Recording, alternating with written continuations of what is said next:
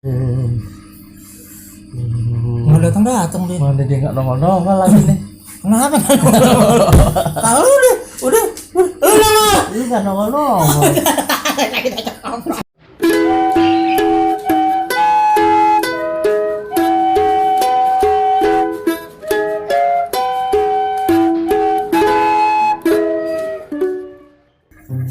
Udah berapa lama Wak ente nggak masuk kerja?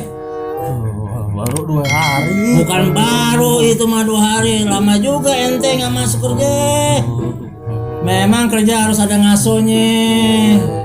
Tapi kalau ente lame-lame nggak kerja, perusahaan tuh bisa cari karyawan lain. Mana nanti kasih makan apa ya anak bini ente? Opa, aduh. Bang, katanya lagi sakit. Ngapain lu di luar? Tidur, Be. Dengerin tuh kata bini lo. Iya. Dengerin kata bini lo.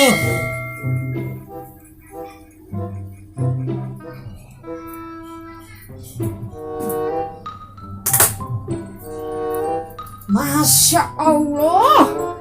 Molor mulu lu, Bang.